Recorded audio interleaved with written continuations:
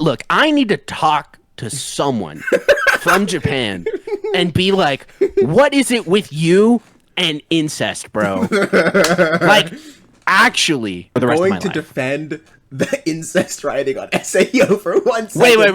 Wait. No. Did you just say you were going to defend? I am going to defend it, because listen here. Hi, this recording is super zoomed in right now because my room is really dirty and I don't feel like cleaning it. You don't need to see that. But this video took longer to edit than I thought, and I got sidetracked. So it's coming out 2 days later. But the next one will come out on time. Trust, 2 Fridays from now or something. So yeah, okay, bye. Hello, everybody. Welcome back to the Continuously Sidetracked YouTube channel. And today we're back with They Really Wrote That, or as I like to call it, Twert. Twert. With a question mark. It's now called Twert? Yeah. Twert? Yeah.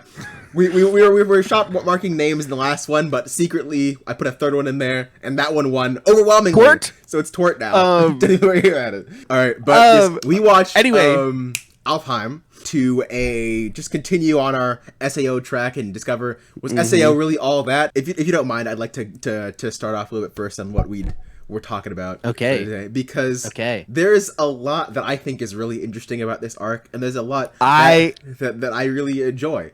I think there is, like, it starts off, it's a rescue arc. You know me, I love rescue arcs. I love them so much. Arc. I think that there's a lot of things in the game system that are a lot more interesting this time. I think that the classes are really cool.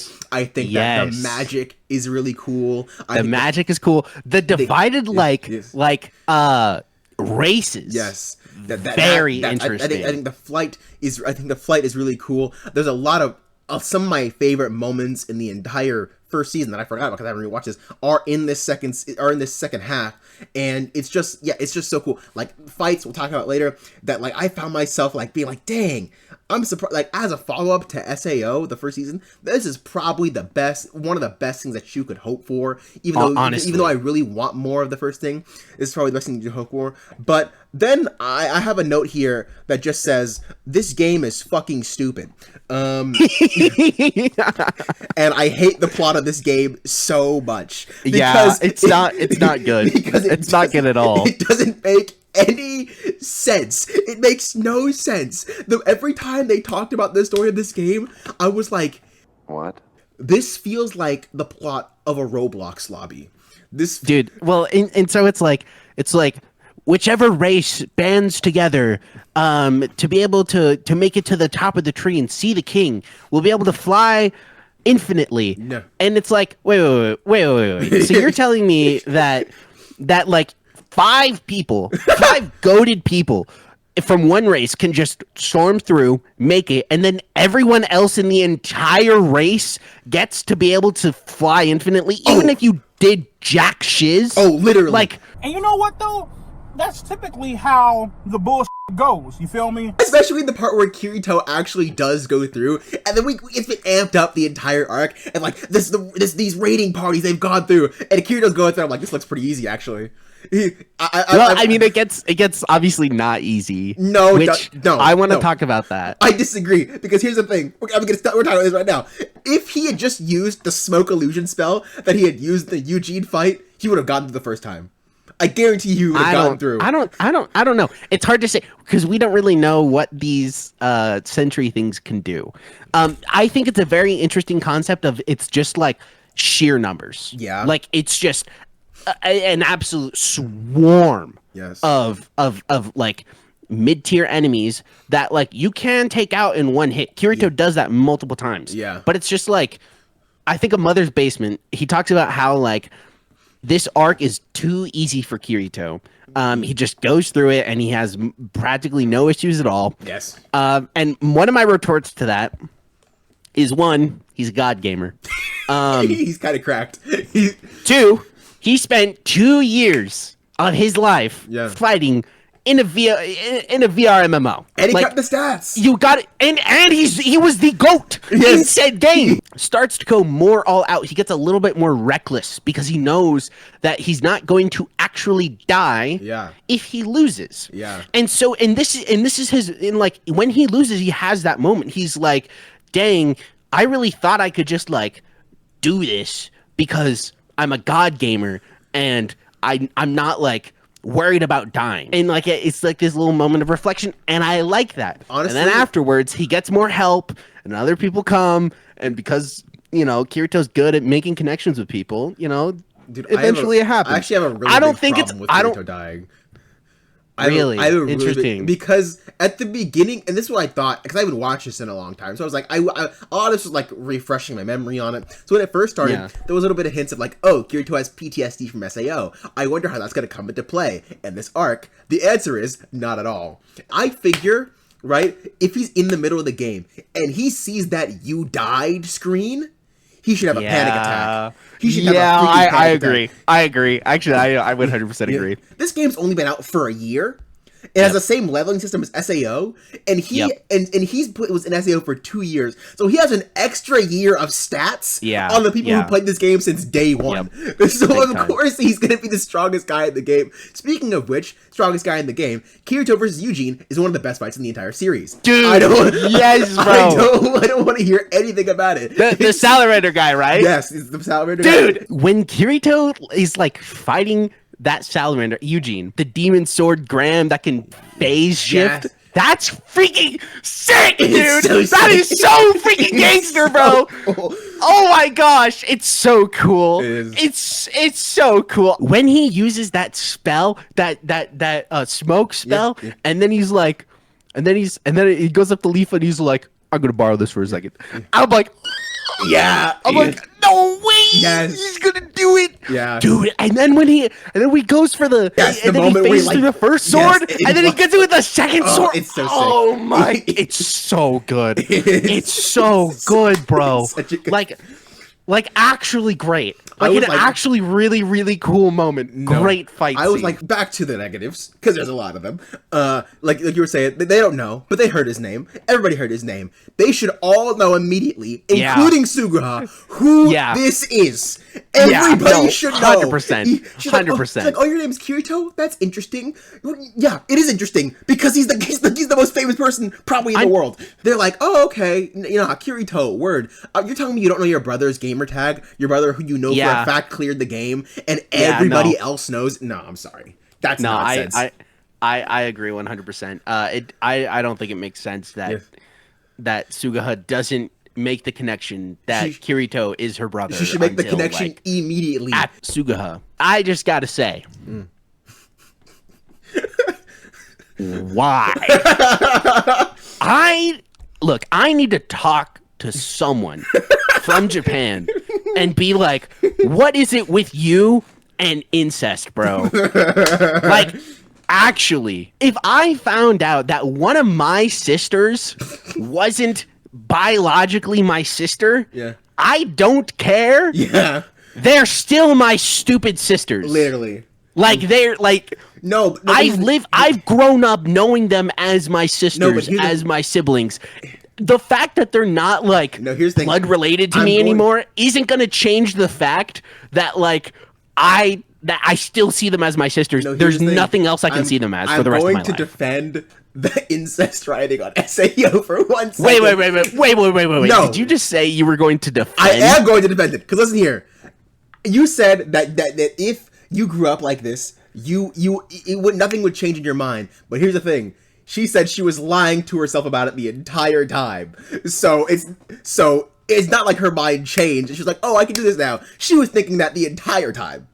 That's what she said. She was in love with her brother her entire life. The entire time. And she said she only accepted it when she woke up. When he woke up from the game. That is what she said. Which is insane to me. Without the incest writing, how do you think of Suguha as a character? How do you like her as a character?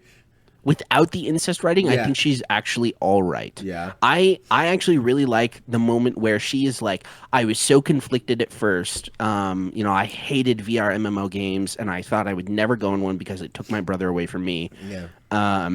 But then, like, I just got curious, and then one day I ended up in this game, and all of a sudden I was flying, and I got addicted to that. Yeah. Because, dude, that is facts. Yeah. If I was able to be in a game that simulated flying with my own and it capability, felt real too. And it feels real, dude, I'd be like, frick it, Like, I'm flying too. Yeah, we avoid talking about it long enough. Okay, we need to talk about what's his name? Sugan, King Oberyn, whatever that guy's name is, the pervert of this of the arc. Why?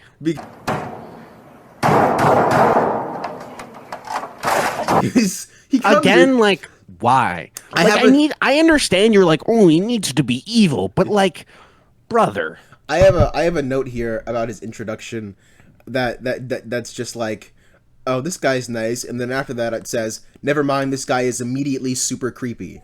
Because he starts talking to him, and he's like, "Oh, you're that cute." Sniffs her hair. Yeah, then he sniffs her hair, and then he's like, "Oh yeah, by the way, I'm gonna marry her while she's sleeping, and you can't be here anymore. Also, I hate you because you were with her in the game. Also, fuck you. Also, you should come. You can come to the wedding, by the way." Goodbye. I know that's crazy, and it's weird because like he's like, yeah, we can't actually get married, but they're just gonna adopt me anyway. And so that'll be what? He's like, they're gonna adopt me, and that'll be the same thing. In what world? In what world is that the same thing? I know. You grown man. What are you talking about? They're gonna adopt you. What are you talking about? It's not the same thing. Dude, speaking on whatever his name is, evil dude. Yeah. I forgot about that this happened. I remembered seeing it when it happened when I watched it the first time, but seeing it this time around when Kirito is like about to go see Asuna after she wakes up, and then bro pops out and he's like, "I'm gonna kill you." I was like, "Oh."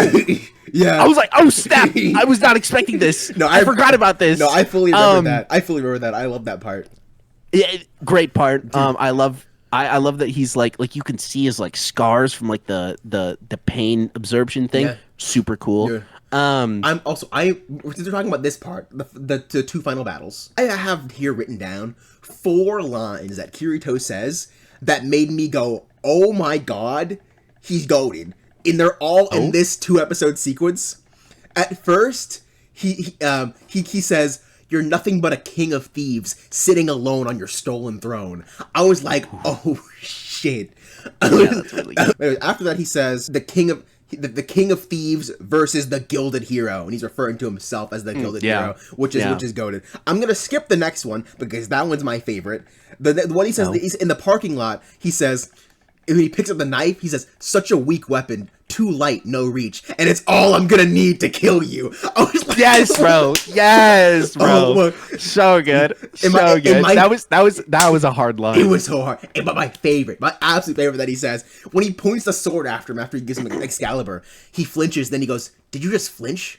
Because the other guy never flinched. And I was like, oh shit. Yes. Yes, dude. Oh, I remember. Yes. 2 things, since we're already kind of talking about Heathcliff a little bit. Yeah. I love that Kirito's just like, wait a second. And he's like, log in Heathcliff. Yeah. And it works. Yeah. Also, Kayaba comes to him in a vision. Yes, dude. Oh my god. Dude, if Kayaba coming to him in a vision isn't the most, hey, remember, I'm here. I had admin privileges for this entire hoe. Yeah. And it's the exact same system. Yeah. And then Kirito's just, wait a second. Yeah. Also, I love Kayaba coming back in a vision. Yes. I think that's like Force Ghost level, some level type shit. I love it. As the things in this arc that like shouldn't work. It shouldn't work, but I love Kirito and Kayaba's post SAO dynamic. I love it so much. Yes, like I love it too. It's I don't know what it is about it. It's just kind of like the respect of like the villain I defeated and the hero who defeated me. Like it's so dude. good. Yes, dude. We've been talking too positively about this arc. I feel. I know. For how mid it is. But like going back, I think the politics in this, maybe they make sense, but the entire time, every time they were like, oh, the Undead Alliance, we hate the Spriggans. I was like, why? I was like, no, it's all game. None of it is fleshed out. None of it is really that interesting. I assume that the leaders, actually, I don't assume. It's pretty much confirmed that all of the leaders of the individual nations, races are players. Yeah, they are. Not like CPUs. Exactly. So you're telling me some person, for whatever reason, is the leader of all these people. Yeah. Just because. Like, that just doesn't make it, like, how did they get there to that position? Yeah. How is their, like, ideology for whatever a Spriggan or Undine supposed to, or a Salamander supposed to be and supposed to do, and their entire, like, archetype of their culture? Yeah. Does how dude, there's all this stuff that like being a leader for an entire race just isn't expanded on. And they're just they're just players. Yeah, they're just real life people. When Rekon walks up to Suguha outside of school and they're like, "We got a big problem," and then he starts talking about game stuff, be like, "Bro, we're in the real world right now. Yeah, I need you to, like, wake up and smell the grass, gamer." Exactly. Like, there's no way. And then she's like, "Crap, I gotta get back." Why? Like, you're gonna skip school for a video game? Dude, actually, hold on. Now that I say that, I don't care about that. That skipping school is fine. But the thing that I care about is they're on the road to the fucking two things. One, when they're starting their adventure, and Sugu's like, "You don't know how to get to the world tree. How are you gonna get there?" And they fly up, and you can dead ass see it. Yeah, you can see it. It's like, brother, I was like, why don't you just tell me, hey, you see that big thing over there? The thing that's called the world tree? It's that thing. Fly towards it. Also, when they're walking through the thing, I'm gonna go back because I skipped ahead. When they're walking through the thing, and they're like, "Crap, the salamanders are gonna start a war between the whatever," I'd be like, "Okay." And that sounds like a fun thing to do in a game. Yeah, a war in a game sounds like hella fun. Who wants peace in their fighting game? Also, when they're in the thing, and then she's like, you can turn into an illusion, but it's not gonna do anything. And then he turns into an illusion, and then he just kills everyone. Kills all of them. And then it's never explained as to how that happened. Okay, so like we just lied. I will say, it's cool. It is really cool. It's cool, but it doesn't make any sense at all. Also, one really cool thing, I like fast. how he turned into the monster from the dungeon. Yes, I was gonna say. He turns into the monster that he fights. Yeah. The solo boss. Yes. Which is cool. great. I love that. I saw that and I was like, ooh, that's sick. Yeah. Speaking of that fight specifically, I do like how Kirito, like, he goes from like being pretty chill, and then all of a sudden, like, once he gets into battle, his flip switches. Yeah. And he's like going beast mode. Yeah. Time to go beast mode. I just think it shows that, like, he lived in a world where fighting meant life and death. Yeah, and that's what I wish. And that he still has that mindset. Yeah, I wish they expanded upon that more. With the PTSD, dude, you're totally right. And like you're everything, totally right. I feel like the fact that he's treating everything serious. This arc should have been about him learning to have fun in the game again. But it's just what it should have been about. Like every time, every time he goes serious, everybody else around him is like, it's not really that big of a deal. We'll just die and come back. It'll only be a few hours. Yeah. But he's like, no, I'm not gonna let anybody die. And everybody else would be like, yo, chill, bro. But everybody's like, oh my god, he's so cool. But you'd actually be like, you're a loser, guy. Like you're a loser. I do kind of like that. He's like, I'll never give up a fight when like there's a chance. Like, I'm never gonna leave someone behind, because that's like the mindset he had to have in order to like. No, I know. Like, survive. I like in it. order to like live with himself. I like it for him, and it makes sense. But I'm saying in the context of this story, it should be about him learning to let go of all that tension and be able to enjoy a game for being a game again. Because he had to get serious about gaming, because if he didn't, he would die. But now he doesn't have to be serious anymore, and he treats it like the exact same thing. And I feel like that there's some, if you're gonna get us out of Minecraft, there's some character development that you can do there about that in a really interesting way. You can go about teaching his character these lessons. I think I'm almost at the end of my notes here. One thing that I don't think you noticed, at the end there's a shot of, when they're in the party, there's a shot of black and white cats for Kirito and Asuna, but they're cats, as in like reference to the Midnight Black Cat Guild in the party, that I thought was really cool. Interesting. It's them cats. I didn't catch that. I was like, oh, it's Kirito and Asuna, but it's also the Midnight Black Cats because, like, it's a party for everybody, all their friends they met across the game, but who's not there, you know? Fucking the girl who died. And also a bunch of random people that I'm like, why are you here? Yeah, Thinker? who are you? Like, overall, I think this arc had some pretty fun moments and some pretty cool fights, but I think that there's a lot of stuff that's just really weird that shouldn't be in it. A lot of stuff that doesn't make any sense. And also, to be honest, I think this arc just drags sometimes. Like, a lot of it just don't make any sense. And I think this game is just underdeveloped, which is like, intentionally, you can kind of argue that, like, even the world tree wasn't meant to be gotten through, so maybe it's intentionally underdeveloped. I don't know. It's still boring and stupid. But, yeah, I think this arc is just a bunch of weird shit. Weird pervert villain, like, mid-writing. Like, the moments are cool, and I enjoy them because I have a soft spot for SAO, but, like, this arc is just whatever. It's a bunch of stupid nonsense, weird, and honestly just, like, whatever. It's just like, I don't get it. I agree. And, like, the writing sometimes doesn't make sense. But, yeah, anyways, on to the ranking. Alright, so we are going to place it on the tier list. For little recap, for SAO, we were whelmed. We were incredibly whelmed. Yes. For Alfheim Online, for multiple reasons, I am very disturbed. Like, I am just incredibly disturbed throughout a lot of it. The only reason why I'm not distraught is because there's some cool moments some stuff I do like, and some nice solid characterization and exploration of some certain ideas and stuff. But other than that, I'm pretty disturbed. Yeah, people are gonna get so confused because we talk super positively about these arcs, and then we put them in the fucking in these low tiers, and then thinking like, what the fuck? I thought they were gonna. Well, look, man, I can look. If someone poops out a poop and there's a tiny little piece of gold, I'm still gonna be like, holy crap, that's a piece of gold in this poop. Like, in 2 weeks, we are going to come back and we're going to talk about Gun Gale. And I'm really excited for Gun Gale because as a kid, Gun Gale was my favorite one. I'm also excited for Gun Gale because I remember watching Gun Gale and being like, this is dumb.